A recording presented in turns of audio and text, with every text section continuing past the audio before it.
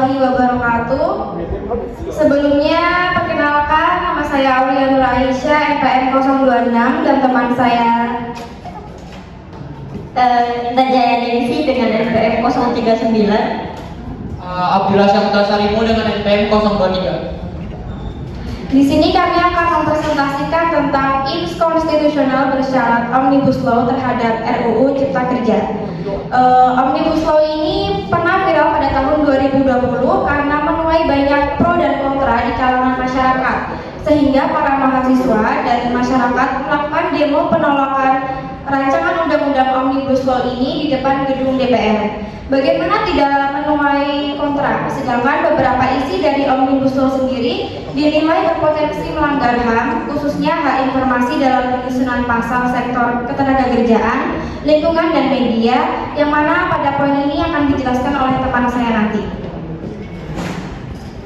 Omnibus Law atau Undang-Undang Cipta Kerja sendiri adalah suatu rangkaian perubahan undang-undang yang ditujukan untuk merombak sektor ketenagakerjaan dan investasi di Indonesia. RUU Omnibus Law dibuat dengan tujuan untuk meningkatkan struktur perekonomian di seluruh sektor dengan menciptakan lapangan pekerjaan dan agar meningkatkan investasi serta produktivitas. Namun, beberapa pasal menuai kontra karena dinilai merugikan pekerja dan buruh. Proses penyusunan rancangan undang-undang Omnibus Law sendiri juga menimbulkan kecurigaan masyarakat sipil dan dinilai cacat prosedur karena dilakukan secara tertutup, tidak transparan, serta tidak memberikan ruang bagi partisipasi masyarakat sipil. Bahkan pembahasan terhadap rancangan undang-undang tersebut tetap dilanjutkan meski saat itu anggota DPR tengah memasuki masa reses. Masa reses itu adalah masa kegiatan anggota dewan di luar sidang dan melakukan kegiatannya itu di luar gedung. Jadi pada masa reses ini tuh anggota parlemen kembali ke daerah pemilihannya, bertemu dengan konstituen, menghadiri acara-acara publik, serta melakukan kunjungan kerja atau studi lapangan. Selanjutnya akan dijelaskan oleh teman saya. Oke, masuk ke isi atau poin penting dari rancangan undang-undang Cipta Kerja Omnibus Law. Oke, yang pertama ada ketenagakerjaan. RUU ini mengubah beberapa pasal dalam Undang-Undang Ketenagakerjaan, termasuk memudahkan perusahaan untuk memberikan kontrak kerja jangka pendek dan mengurangi persyaratan untuk membayar pesangon bagi karyawan yang di PHK.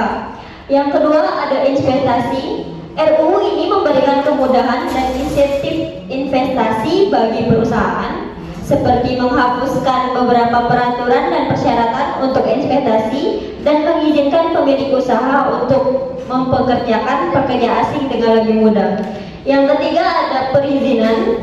RUU ini mempercepat dan mempermudah proses perizinan bagi perusahaan, termasuk perizinan lingkungan hidup dan perizinan bangunan. Yang keempat ada perlindungan hak kekayaan intelektual. RUU ini memperkuat perlindungan hak kekayaan intelektual, termasuk hak cipta dan paten. Yang kelima ada pajak. RUU ini menghapuskan beberapa pajak yang dianggap menghambat investasi seperti pajak penghasilan atau bunga deposito. Yang terakhir ada infrastruktur.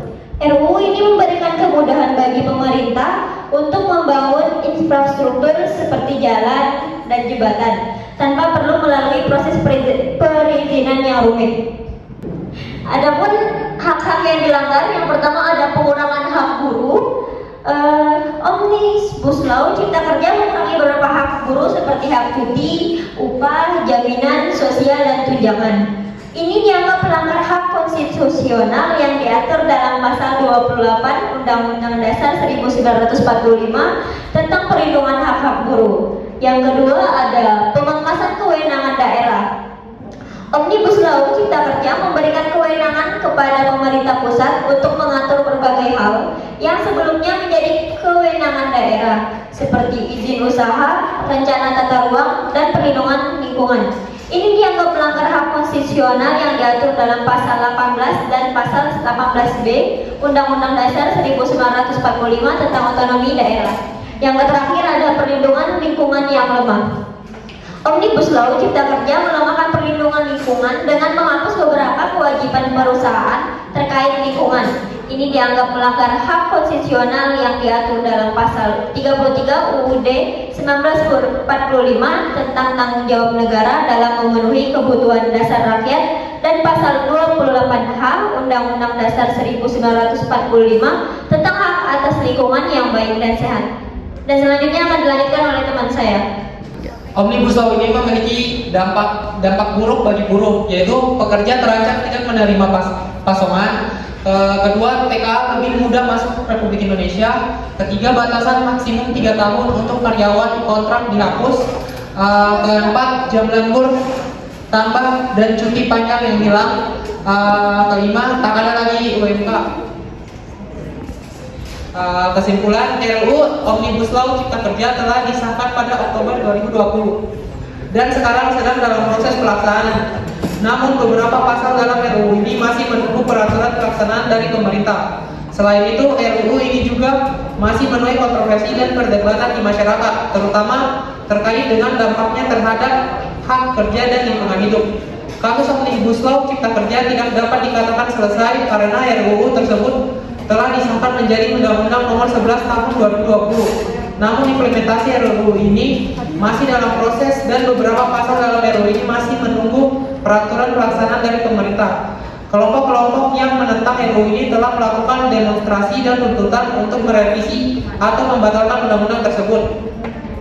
Pengesahan tersebut menjadi tindak lanjut atas putusan Mahkamah Konstitusi Nomor 91 Perundang-undangan Nomor 18 Tahun 2020 atas pengujian formil Undang-Undang Nomor 11 Tahun 2020 tentang Cipta Kerja yang menyatakan bahwa Undang-Undang Cipta Kerja inkonstitusional bersyarat dengan syarat melakukan perbaikan dalam waktu 2 tahun.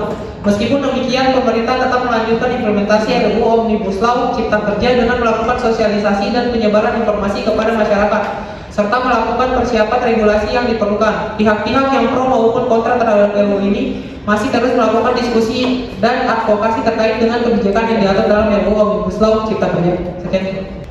Dan demikianlah tadi presentasi yang dapat disampaikan oleh kelompok kami. Apabila ada kesalahan kata, kami mohon maaf. Kami akhiri. Wassalamualaikum warahmatullahi wabarakatuh.